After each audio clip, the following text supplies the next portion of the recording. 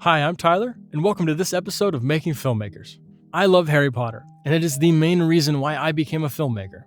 The Harry Potter films are the best film school I could possibly ever ask for.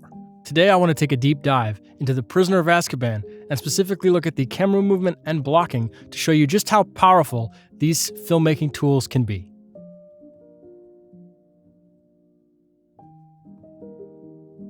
This film was directed by Alfonso Cuarón. Alfonso brought a different life into the Harry Potter franchise. He brought the more darker elements, basically the much more serious elements that the franchise needed to grow.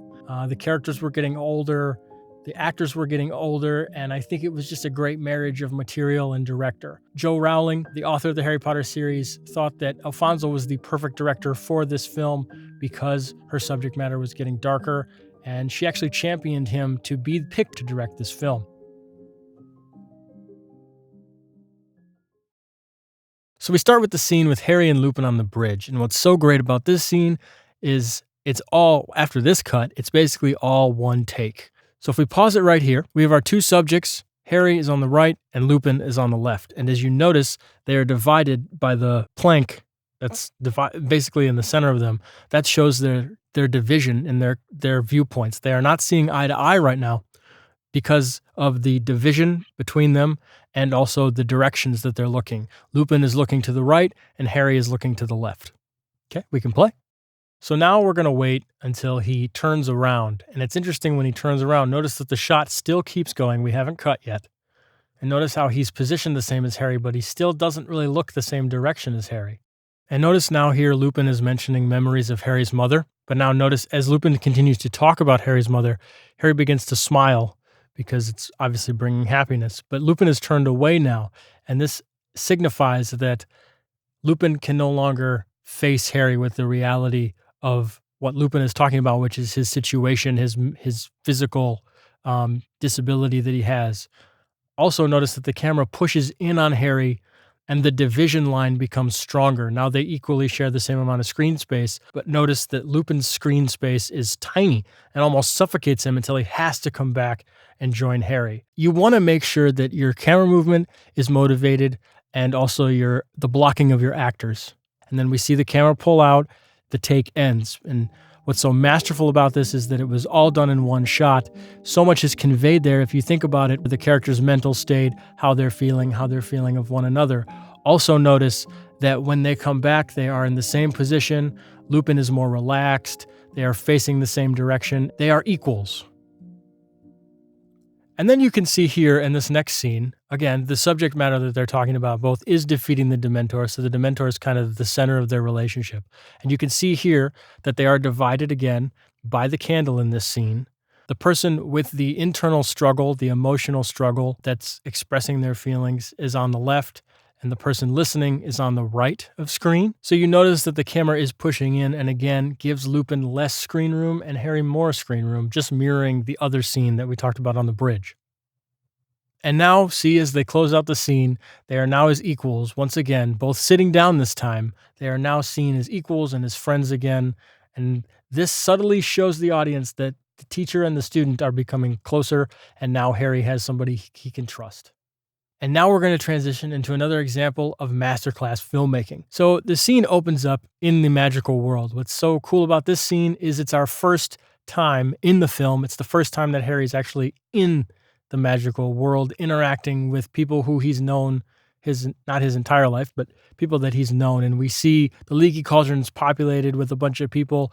And what Alfonso did so great here is he fleshes out the world in the background. Again, it doesn't call attention to it. It's not our main focus, but we see the world being developed. We see magic. And that's what's so great about what Alfonso did here. Pause. So we've noticed too, you saw that Mrs. Weasley's hand tapped Harry, and pay attention to hands in this scene. It's very important. It will definitely come back into play. So if we pause here, if we look at just the blocking in this scene, Mr. Weasley has now taken Harry. He's taking Harry away from the crowd. Notice to the right, we see the poster of Sirius Black, who is the foreboding, ominous presence throughout the entire film. Now, Harry is being taken away from the happiness and the comfort of his friends and family to learn something very dark and very serious. Now, you notice what we did here. We didn't follow the characters. Usually in films, what you do is you follow characters, but Alfonso made the distinct decision to keep the poster in frame. Notice how in this scene, the poster stays in the shot the entire time. This is also the first time in the film that the film has gotten very serious.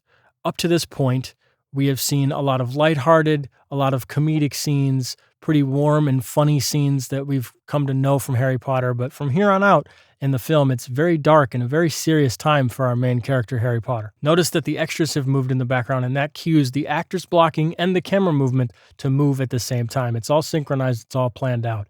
And once they get here, again, look, Sirius is in between them. He's in the middle. So therefore, Alfonso has chosen to show you visually what's in the middle of their conversation and what they're talking about. Mr. Weasley is physically blocking Harry's view from the world that he left behind in this scene, obviously. He wants him to pay attention to what he is telling him. And notice now that Mr. Weasley's put both hands on Harry, it says grave danger, basically just emphasizing how important this is. And the first time that Harry actually mentions Sirius Black, he looks at the poster on the wall. And now Mr. Weasley takes Harry away from that situation, and notice how the lighting in the scene has gotten darker. The situation, again, gets more intense and more intense as the scene goes on, and yet we have another poster that we didn't see before, showing that Sirius Black never leaves the situation, never leaves the conversation at all. We are in the most intense part of the discussion. And from a cinematography standpoint, look at how Harry is still in the light. Even though all this darkness and all this sadness has come into his world, there's still a shining light on Harry's face. And now the camera pushes in for a close-up on Harry. So the scene was all shot on Steadicam, which is basically a cameraman walking around with the camera, and it's on an arm, so it's all smooth. You are experiencing the moment independently of these two actors. You are there in the scene with them. Sometimes it's a lot more effective to show how your character's feeling visually and through what they're actually doing with their body and their physicality rather than just their words. When you're doing a film, narrative is your most important tool, but it's a tool to create a cinematographic experience, to create those moments that are beyond narrative, that are almost an abstraction of that moment that hits your psyche. With that, I would like to thank everybody for joining me today, and that I hope you have learned something new. I'll see you on the next episode of Making Filmmakers.